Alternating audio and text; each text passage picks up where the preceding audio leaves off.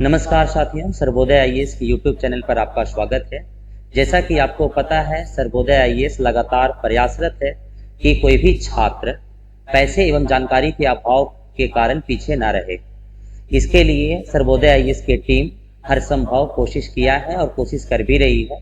Civil services के साथ अन्य प्रतियोगी परीक्षाओं की तैयारी करने के लिए आप हमारे यूट्यूब चैनल के साथ जुड़ सकते हैं। इधर लगातार छात्रों का यह डिमांड थी कि एक career guidance program series start किया जाए, ताकि हर जॉब का कंप्लीट डिटेल पता चल सके कि उसका सिलेक्शन का प्रोसेस क्या है, उसका क्राइटेरिया क्या है, उसका एजुकेशनल क्वालिफिकेशन क्या होगा। तो ये सब सारे चीज़ों को लेकर के एक कैरियर गाइडेंस सीरीज हमने स्टार्ट किया है। और इस कड़ी में जो हमारा पहला वीडियो आया है, ये है आपका बिहार दरोगा यानी बिहार सब इंस्पेक्टर की। इस वीडियो के लाने के पीछे खास मकसद ये रहा है कि शुरुआत खाकी वर्दी से करना चाहते हैं, क्योंकि ज़्यादातर युवाओं का रुझान इस तरफ है और बिहार सरकार नियमित रूप से इसकी बहाली भी निकाल रही है, तो इसकी ओर रुझान छात्रों का कुछ ज़्यादा ही बढ़ा है। तो खाकी वर्दी के लिए एक लाइन मैं समर्पित करना चाहता हूँ। इस देश की जनता के लिए मैं अपने हर वादे को तोड़ आया हूँ। इस देश की जनता के लिए मैं अपने हर वादों को तोड़ आया हूँ। खाकी वर्दी के वचन को निभाने में, खाकी वर्दी के वचन को निभाने में अपनों को रोता छोड़ आया हूँ। तो जी हाँ साथियों, आप देख सकते हैं कि खाकी का जो वर्दी है, ये वर्दी शरीर पर जाने के साथ ही हमारी जो ड्यूटी है, कर्तव्य है समाज के प्रति, वो इस कदर बढ़ जाता है कि हम लोगों को करीब 24 घंटे ड्यूटी पर रहना पड़ता है। अर्थात कभी भी इमरजेंसी के दौरान आपको कॉल आ सकता है और आपकी ड्यूटी लगाई जा सकती है। तो खाकी वर्दी में आपका एक अलग तरह का रोमांच भी है। तो आइए शुरुआत करते हैं दरोगा के वीडियो की सीरीज के साथ। तो सबसे पहले हम इसके रोल्स एंड रिस्पॉन्सिबिलिटी के बारे में देखेंगे कि आखिर एक दरोगा बनने के बाद हमारी भूमिका क्या होगी। तो दरोगा बनने के बाद, दरोगा अर्थात सब इंस्पेक्टर, ये डबल स्टार का जॉब है। और ये जैसे ही आप दरोगा बनते हैं तो थाने में आप पदस्थ होते हैं, थाने में आपको पोस्टिंग होगी और वहां पर जो सबसे महत्वपूर्ण कार्य जो दिया जाएगा वो है आईओ के रूप में। आईओ यानी इन्वेस्टिगेशन ऑफिसर। यानी अगर आपके थाना क्षेत्र में कोई भी घटना घटती है तो उस पर जांच करने के लिए, यानी उस पर चार्जशीट तैयार करने के लिए दरोगा को ही आईओ बनाया जाता है। तो इस तरह से हम क्या देखेंगे कि कोई भी अगर घटना घटती है उसके थाने के क्षेत्र में, तो उसके लिए आईओ के रूप में आपका कौन रोल निभाएगा? तो दरोगा ही रोल निभाएगा। इसके साथ ही जब वो दरोगा के रूप में पोस्टेड होते हैं तो उनको छोटे थाना या अर्थात ओपी वगैरह में भी उनको थानाध्यक्ष के रूप में नियुक्ति मिलती है। यानी ग्रामीण क्षेत्रों में जो छोटे थाना होते हैं उनके थानाध्यक्ष दरोगा ही होते हैं, जो सीनियर होते हैं। इसके बाद अगर हम नगर निगम थाने की बात करें, जो भी थाना नगर निगम एरिया में स्थित है, या बड़े थाना की बात करें तो उसकी जिम्मेदारी इंस्पेक्टर को दी जाती है, जो कि सीनियर दरोगा जब प्रमोट करते हैं तो वो आपका इंस्पेक्टर बनते हैं। अर्थात थानाध्यक्ष के रूप में भी आपकी जिम्मेदारी मिलेगी। हालांकि दरोगा का प्रमोशन किस लेवल तक होता है इसको भी हम आगे जानेंगे। इस तरह से हम क्या देख रहे हैं कि सबसे ज्यादा जिम्मेदारी का पद जो है आपका सब इंस्पेक्टर का पद होता है। इसमें सबसे बड़ी भूमिका ये होती है सब इंस्पेक्टर की कि किसी भी थाना क्षेत्र में अगर कोई भी घटना घटती है तो सबसे पहला अधिकारी थाने के तरफ से जो लोगों के बीच पहुंचते हैं वो आपका सब इंस्पेक्टर लेवल के अधिकारी होते हैं। इसी कारण से गांवों में दरोगा को लोग बहुत ज्यादा इज्जत देते हैं। अर्थात ग्रासरूट लेवल पर लोगों को आंसू पोंछने का काम की शुरुआत दरोगा ही करते हैं। अगर किसी के साथ अन्याय हुआ है, किसी के साथ उत्पीड़न हो रहा है, तो उसके लिए सबसे आगे आने वाले जो पुलिस का अधिकारी होता है वो आपका दरोगा ही होता है। इसी कारण से दरोगा का कद गांवों में, ग्रामीण इलाकों के लोगों के बीच काफी बढ़ा है।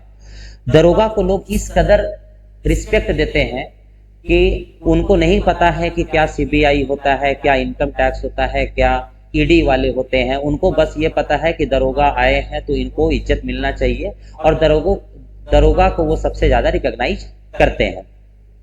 अब इनके रोल्स एंड रिस्पॉन्सिबिलिटी देखने के बाद हम आगे बढ़ते हैं और देखते हैं कि इसके लिए एलिजिबल कौन कौन होंगे, अर्थात कौन लोग हैं जो दरोगा के लिए फॉर्म अप्लाई कर सकते हैं। तो यहां पर देखिएगा कि आवेदन के लिए जो पात्रता है उसमें सबसे पहला चीज ये है कि वो भारत का नागरिक होना चाहिए, या अर्थात भारत के नागरिक ही इस पद के लिए अप्लाई कर सकता है। इसके बाद पुरुष महिला के साथ साथ थर्ड जेंडर भी एलिजिबल है। अभी हाल ही में जो दरोगा का रिजल्ट आया है उसमें आपको पता होगा कि 3 थर्ड जेंडर दरोगा के रूप में चयनित हुए हैं। शैक्षणिक योग्यता की बात करें तो किसी भी विषय के साथ अगर आपका मिनिमम एजुकेशनल क्वालिफिकेशन ग्रेजुएशन है तो आप इस फॉर्म को अप्लाई कर सकते हैं और अपने सपनों को साकार कर सकते हैं। सबसे पहला बात करते हैं कि दरोगा का एजुकेशनल क्वालिफिकेशन तो देख लिए, लेकिन इसका पेमेंट क्या है, सैलरी क्या बनेगी। तो आपको मैं बता देना चाहूंगा कि ये पे लेवल 6 का जॉब है और ये बिहार सरकार के अंतर्गत नॉन गैजेटेड ग्रुप सी का पद है। और पे लेवल 6 अर्थात आपको ट्रेनिंग के समय सैलरी करीब 50 से 55,000 के बीच बन जाती है। तो सैलरी के बाद हम बात करते हैं कि और अदर क्वालिफिकेशंस क्या क्या होंगे, जैसे उम्र सीमा क्या होगी, कितने हाइट होनी चाहिए, कितना वेट होनी चाहिए, ये सब चीजों को हम जिक्र करेंगे। तो सबसे पहले हम आते हैं यहाँ पर कि उम्र सीमा क्या होनी चाहिए, क्योंकि ये एक बहुत बड़ा फैक्टर है किसी भी जॉब के लिए। तो उम्र सीमा की बात करें तो दरोगा का जो न्यूनतम उम्र सीमा है ये आपका 20 साल है, यानी 20 वर्ष के कोई भी व्यक्ति जो ग्रेजुएट हो वो इस पोस्ट के लिए अप्लाई कर सकते हैं। ये अर्थात आप किसी भी कैटेगरी से बिलोंग करते हैं, पुरुष हो अथवा महिला हो, आपका जो न्यूनतम आयु है वो कम से कम कितनी होनी चाहिए, 20 होनी चाहिए। वहीं अगर हम अधिकतम आयु की बात करें तो अलग अलग कैटेगरी के अनुसार ये बदलता है। जैसे कि अगर जनरल कैटेगरी की बात करें तो जनरल कैटेगरी में अधिकतम आयु जो है ये 37 वर्ष होती है पुरुषों के लिए और महिलाओं के लिए 40 वर्ष है। इसी तरीके से अगर हम ओबीसी और ईबीसी को ही BC1 कहा जाता है, तो ओबीसी और BC1 की अगर बात करें तो इसके अधिकतम आयु पुरुषों के लिए 40 वर्ष तथा महिलाओं के लिए भी 40 वर्ष रखी गई है। वहीं इसके आगे अदर कैटेगरी की अगर हम बात करें जैसे SC ST और थर्ड जेंडर, तो यहाँ भी जो आपका एज है न्यूनतम आयु वो आपका 20 वर्ष ही है। और अधिकतम आयु की बात करें तो SC ST में पुरुष हो अर्थात या महिला हो, सबका जो मैक्सिमम एज लिमिट है वो आपका 42 वर्ष है। इसी तरीके से थर्ड जेंडर का भी जो मैक्सिमम एज है वो आपका कितना है, 42 वर्ष है। इसके साथ अगर हम अन्य योग्यताओं को देखें तो पहले हम देखते हैं फिजिकल स्टैंडर्ड, क्योंकि वर्दी की जॉब टेक्निकल जॉब होती है और इसके लिए आपको कुछ शारीरिक योग्यताओं को भी पूरा करना पड़ता है। तो सबसे पहले हम ऊंचाई की बात करें कि कितना हाइट होना चाहिए दरोगा बनने के लिए, तो जनरल प्लस ओबीसी दोनों का जो मिनिमम हाइट है 165 सेंटीमीटर होनी चाहिए। वहीं अगर हम BC1 अर्थात ईबीसी की बात करें तो इसका न्यूनतम जो आपका हाइट है 160 सेंटीमीटर होनी चाहिए और SC ST का जो न्यूनतम हाइट है वो भी 160 सेंटीमीटर होनी चाहिए। ये आपका पुरुष कैटेगरी की बात किया जा रहा है।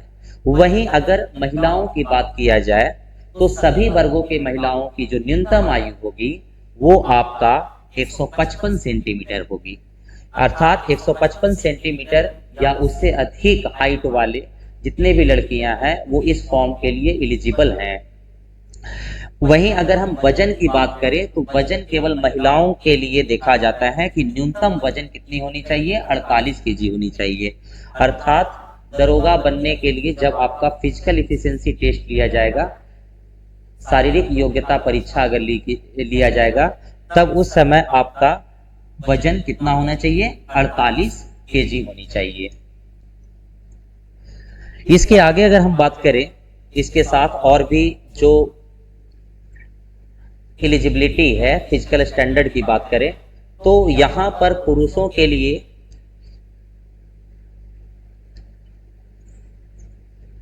चेस्ट की मापी की जाती है, और इनको अगर हम बात करें जनरल, ओबीसी और एबीसी तीनों की बात करें तो बिना फुलाए इनका जो चेस्ट होना चाहिए 81 सेंटीमीटर न्यूनतम होनी चाहिए, और फुला करके 86 सेंटीमीटर होना चाहिए। अर्थात नॉर्मल और फुलाने के बीच 5 सेंटीमीटर का गैप होना ही चाहिए किसी भी कंडीशन में, ठीक है। और वहीं अगर SC ST की बात करें तो बिना फुलाए आपका 79 सेंटीमीटर न्यूनतम होनी चाहिए, और फुला करके 84 सेंटीमीटर, अर्थात 5 सेंटीमीटर का गैप किसी भी कंडीशन में होनी चाहिए। तो ये था आपका कि चेस्ट का मेजरमेंट किस बेसिस पर किया जाता है। इसके साथ हम सबसे पहले देखते हैं कि इसके नियुक्ति का प्रोसेस क्या है, नियुक्ति की प्रक्रिया क्या है। तो यहाँ पर ध्यान से देखिएगा कि जो दरोगा की परीक्षा है ये 3 स्तरों की परीक्षा है। यानी पहला आपका प्रीलिम होगा, उसके बाद मेंस का एग्जाम लिया जाएगा, इसके बाद आपका PET होगा अर्थात शारीरिक योग्यता परीक्षा होगा, जिसमें आपको रनिंग वगैरह करवाया जाएगा। तो सबसे पहले हम बात करते हैं प्री का। तो ये वनडे एग्जाम होता है, पेन पेपर टेस्ट है ये। 200 अंकों का एक पत्र होगा जिसमें 100 प्रश्न होंगे, और इसका जो सब्जेक्ट है आपका सामान्य ज्ञान, समसामयिकता अर्थात करेंट अफेयर्स जिसे बोलते हैं, ये MCQ टाइप में होंगे। इसमें कम से कम 30% प्राप्त करना जरूरी है, लेकिन केवल 30% प्राप्त करने से आपका रिजल्ट नहीं हो जाएगा, ये मेरिट वाइज रिजल्ट निकलती है। अर्थात आपको कम से कम कितना लाना है वो रेस में शामिल होने के लिए, लेकिन ये आपको गारंटी नहीं देगी कि 30% में आपका रिजल्ट हो जाएगा। प्रत्येक गलत उत्तर के लिए 0.2 अंक काटा जाएगा, ठीक है। अर्थात निगेटिव कितना है, 0.2। तो ये आपका प्रीलिम का पेपर हो गया। अर्थात फिर से हम इन शॉर्ट देखेंगे तो क्या बताए कि आपका 100 क्वेश्चन 200 मार्क्स का, ठीक है, 0.2 निगेटिव मार्क्स। इसका जो है आपका GS plus current affair syllabus रहेगा, ठीक है। तो ये आपका पैटर्न है इसका प्रीलिम एग्जामिनेशन का, ठीक है। यहाँ पर ये ध्यान देने की बात है, ये न्यूनतम अंक प्राप्त करना है। 30% प्राप्त करने से आपकी रिजल्ट नहीं होगी, बशर्ते आपको वो न्यूनतम अंक प्राप्त करना होगा जो आयोग के द्वारा निर्धारित किया जाएगा, तभी आपका सिलेक्शन होगा।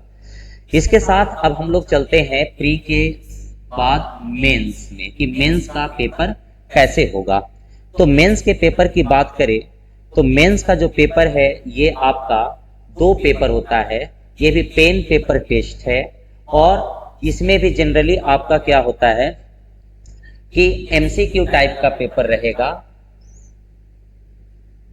और जो पहला पत्र होगा वो आपका सामान्य हिंदी का होगा। अर्थात जो मेन एग्जाम है, जो मेंस है आपका, ये आपका 2 पेपर रखेगा, 2 पेपर। पहला पेपर आपका क्या हो जाएगा, हिंदी का रहेगा, जनरल हिंदी, हिंदी ग्रामर पूछा जाएगा। और जो दूसरा पेपर है ये आपका जनरल स्टडी का होगा। जनरल स्टडी के अलावे कुछ मैथ्स, कुछ रीजनिंग भी पूछ लिए जाते हैं, तो इसको हम लोग आगे डिस्कस करेंगे। तो देखते हैं मेंस एग्जामिनेशन का पूरी तरह से अगर पैटर्न देखें तो यहाँ पर आप देखिएगा, जो आपका यहाँ स्लाइड है इसमें आपको दिख रहा होगा कि जो मुख्य परीक्षा का प्रथम पत्र सामान्य हिंदी है, 100 क्वेश्चन होगा, 200 मार्क्स का होगा, ऑलरेडी डिस्कस कर दिए हैं। ये केवल क्वालिफाइंग नेचर का है, अर्थात मेरिट बनाते समय इसका नंबर ऐड नहीं किया जाएगा। इसमें आपको केवल 30% मार्क्स प्राप्त करना है। 30% से अगर आप ज्यादा नहीं भी लाते हैं तो कोई दिक्कत नहीं है, ये मिनिमम नंबर है। 30% अगर आप लेकर के आ गए तभी आपका दूसरा पेपर चेक होगा, अन्यथा दूसरा पेपर चेक नहीं होगा। दूसरे पेपर की बात करें जो एकदम से क्रूशियल है, सबसे ज्यादा अगर जरूरत है तो आपका दूसरा पेपर, क्योंकि दूसरे पेपर पर ही आपका मेरिट बनेगा। तो इसके लिए हम दूसरे पेपर की बात करें तो यहाँ भी जो पैटर्न है सेम रहेगा, अर्थात 100 क्वेश्चन 200 मार्क्स का होगा और मेरिट इसी से बनेगा, या अर्थात मेधा निर्धारण इसी से होगा। इसके विषय की बात करें तो यहाँ पर ध्यान देने की ये बात है कि अभी जो भी एग्जामिनेशन दरोगा का हो रहा है, लेटेस्ट पैटर्न की बात करें तो उसमें आपका करेंट अफेयर्स मेंस में नहीं पूछा जाता है, लेकिन आयोग अगर चाहे तो 1-2 क्वेश्चन ऐड कर भी सकती है। जैसे पिछले कुछ एग्जामों में 1-2 क्वेश्चन आपका करंट अफेयर्स के भी रहे हैं। उसके अलावा मेन जो चीज है आपका सामान्य अध्ययन, सामान्य विज्ञान, गणित और मानसिक योग्यता। गणित और मानसिक योग्यता अर्थात मैथ्स प्लस रीजनिंग, करीब 20 क्वेश्चन पूछे जाएंगे 40 मार्क्स का, अर्थात 200 में करीब 40 मार्क्स आपका मैथ्स प्लस रीजनिंग से पूछा जाएगा मेंस के एग्जाम में। और बाकी क्वेश्चन जो होंगे जनरल स्टडी, जिसमें जनरल साइंस जुड़ा हुआ होगा। तो ये पेपर सबसे ज्यादा क्रूशियल है क्योंकि आपका मेरिट इसी से डिसाइड होने वाला है। तो इस तरह से अभी हम लोग क्या देखें कि इसका प्री एग्जाम का सिलेबस क्या है, मेंस का एग्जामिनेशन क्या है, मेंस का एग्जामिनेशन का पैटर्न क्या है, उसका सिलेबस क्या है, ये सब हम लोग ऑलरेडी देख लिए।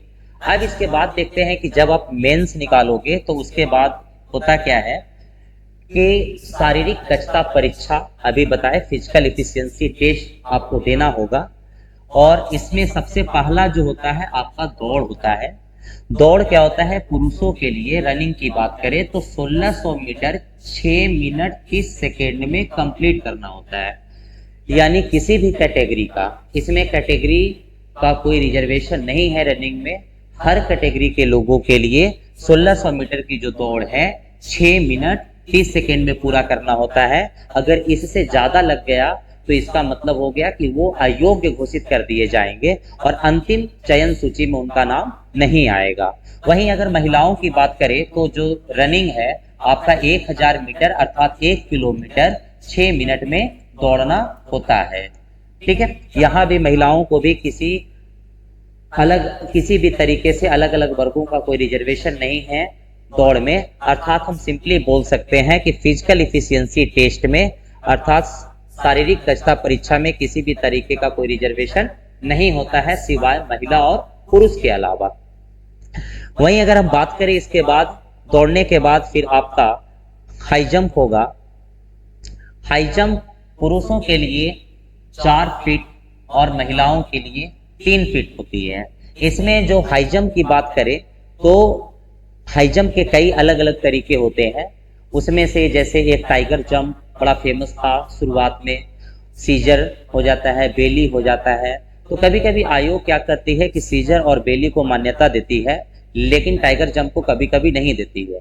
लेकिन हाल ही में हुए 1275 पोस्ट पर जो बहाली हुई उसमें टाइगर जंप को भी अलाउ किया गया।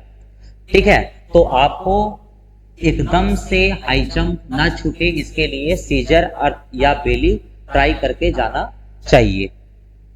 तो ये आपका हाई जंप की बात हो गया।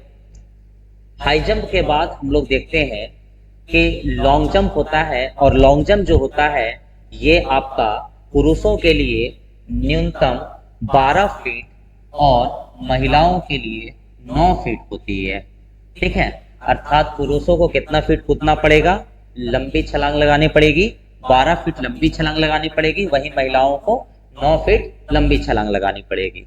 ठीक है, इसके साथ अब जब नेक्स्ट प्रोसेस में आते हैं पीईटी के अगले चरण में तो आपका होता है गोला फेंक, ठीक है। इसमें आपका 16 पाउंड का गोला होता है पुरुषों के लिए, और 16 पाउंड का जो गोला है वो न्यूनतम 16 फीट फेंकना होता है, ठीक है। 16 पाउंड का गोला कितना फीट फेंकना होता है? 16 फीट फेंकना होता है। वहीं अगर महिलाओं की बात करें तो 12 पाउंड का जो गोला है उसको मात्र 10 फीट फेंकना होगा। हालांकि महिलाओं के लिए ये कोई आसान काम नहीं है, ठीक है। तो इस तरह से 4 चरण आपके होते हैं फिजिकल इफिशियंसी टेस्ट में। अब अगर बात करें फिजिकल इफिशियंसी टेस्ट दे लिए, अभी हम लोग दरोगा के बारे में सब कुछ देख लिए, तो सबसे पहले हम इसका एक तरह से प्रमोशन देख लेते हैं कि जब दरोगा बनते हैं तो इसके आगे क्या क्या आपको अपॉर्चुनिटी मिलने वाला है, ये चीज हम लोग अभी डिटेल से देखेंगे। तो सबसे पहले आप दरोगा के रूप में अर्थात सब इंस्पेक्टर डबल स्टार के रूप में आप ज्वाइन करते हैं। इसके बाद सब इंस्पेक्टर के रूप में जब जॉब आप कीजिएगा तो आपको बनाया जाएगा इंस्पेक्टर, यानी जो पहला प्रमोशन है, ठीक है, पहला जो प्रमोशन है, फर्स्ट प्रमोशन जो है वो आपको इंस्पेक्टर के रूप में होगी, ठीक है। वहीं अगर हम बात दूसरे प्रमोशन की बात करें तो इंस्पेक्टर से फिर आप प्रमोट होंगे डीवाईएसपी में, यानी डिस्ट्रिक्ट सुपरिटेंडेंट ऑफ पुलिस के नाम से जाना जाता है। और ये एक अनुमंडल लेवल के अधिकारी होते हैं, अर्थात एक अनुमंडल इनके कंट्रोल में होता है पुलिस डिपार्टमेंट के लिए, तो ये आप डीएसपी बनेंगे। तो अधिकतर दरोगा यहाँ तक आते आते रिटायर कर जाते हैं, लेकिन अगर कुछ दरोगा उसके बाद भी उनकी सर्विस बची होती है तो वो डीएसपी से फिर सीनियर डीएसपी के रूप में प्रमोट करते हैं। हालांकि इनके पास अब इतना ज्यादा वर्ष नहीं होता है काम करने के लिए कि इसके आगे प्रमोशन मिल सके। तो इस तरह से हम क्या देखते हैं कि एक दरोगा जो है मैक्सिमम सीनियर डीएसपी लेवल तक पहुंच सकता है।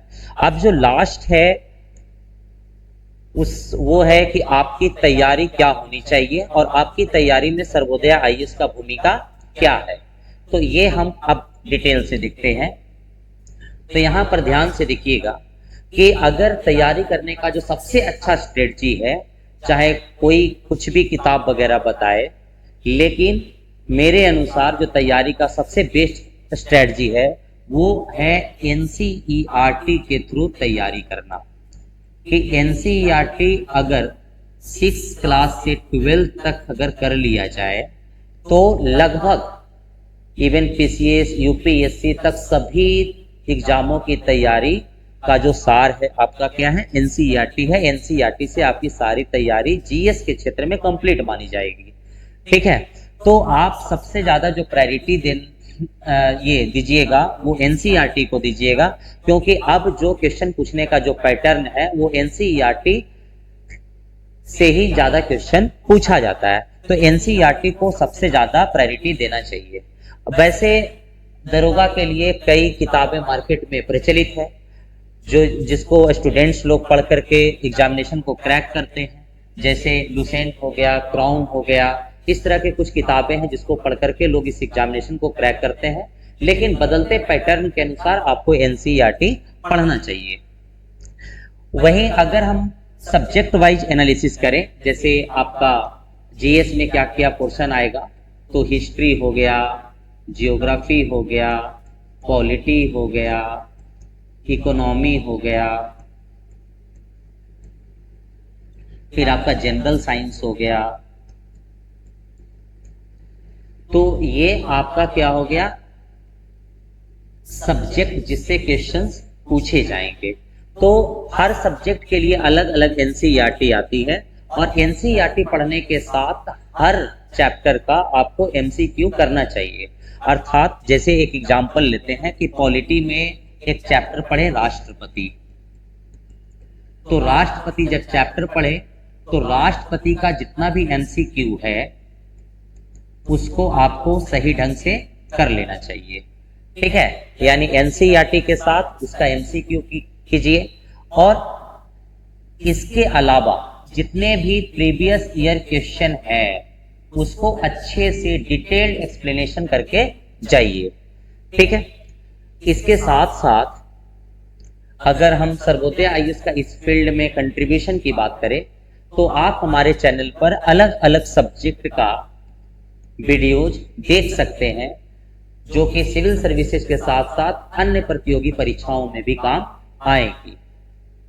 ठीक है, तो इस तरह से हम लोग क्या देखें कि एग्जामिनेशन का तैयारी किस तरह से किया जाना चाहिए वो अभी हम लोग देख चुके हैं। और इसमें अगर करेंट अफेयर्स की बात करें, क्योंकि प्री के लिए ये बड़ा ही मेजर सब्जेक्ट हो जाता है, मेजर पोर्शन रहता है आपका प्री में करेंट अफेयर्स से। तो करेंट अफेयर्स के लिए जो सबसे आसान तरीका है वो है डेली न्यूज़पेपर पढ़ना। लेकिन जो छात्र न्यूज़पेपर डेली नहीं पढ़ पाते हैं वो आपका स्पीडी जैसे करेंट अफेयर्स के मैगजीन से भी काम चला सकते हैं, क्योंकि दरोगा का जो लेवल है, करेंट अफेयर्स का जो लेवल है दरोगा में जो पूछा जाता है वो आपका स्पीडी से ज़्यादा नहीं आता है। तो आप तैयारी करने के लिए इन किताबों को आप चुन सकते हैं। तो लास्ट में फिर से हम बता देते हैं कि तैयारी करने के लिए आपका स्ट्रेटजी क्या क्या होना चाहिए। सबसे पहले हम क्या बताएं कि एनसीईआरटी का किताब आपको पढ़नी चाहिए, लेकिन एनसीईआरटी की जगह कुछ लोग अगर कोई और किताब को भी प्रीफर करता है तो उससे भी एग्जाम क्रैक किया जा सकता है। जैसे अभी हाल ही में कुछ चयनित दरोगा लोग का ये कहना है कि लुसेंट और क्रॉन में सफिशिएंट नॉलेज है जिससे आप दरोगा क्रैक किया जा सकता है। लेकिन हमारी ये सजेशन होगी कि आप एनसीईआरटी को पढ़ें, ताकि एग्जामिनेशन कोई तुक्के से नहीं निकलेगी, एग्जामिनेशन आपकी कैपेबिलिटी के अनुसार निकलेगी। और ऐसा नहीं हो कि एक बार निकला तो दूसरा बार नहीं निकला। ठीक है, अगर आप एनसीईआरटी को थॉरो स्टडी कर लेते हैं तो आप जब भी एग्जामिनेशन में अपेयर होइएगा आपका रिजल्ट होगा। ठीक है, इसके बाद एनसीईआरटी के बाद हम क्या बताएं कि चैप्टर वाइज एमसीक्यू कीजिए, चाहे किसी भी किताब से कीजिए, एमसीक्यू होना चाहिए। हर एक चैप्टर से कम 150 से 200 क्वेश्चन का प्रैक्टिस होनी चाहिए। इसके बाद फिर हम बताया कि पीवाईक्यू को आप अच्छे तरीके से कर लीजिए। इसके बाद हम बताया कि न्यूज़पेपर पढ़िए करेंट अफेयर्स के लिए। अगर न्यूज़पेपर नहीं पढ़ पाते हैं कोई तो स्पीडी जैसे मैगजीन जो करेंट अफेयर्स का आता है उसको आप ध्यान में रख करके तैयारी कर सकते हैं। ठीक है, तो बाकी की विशेष जानकारी के लिए अगर कोई भी डाउट वगैरह हो तो उसके लिए आप कमेंट करें, रिप्लाई मिलेगा।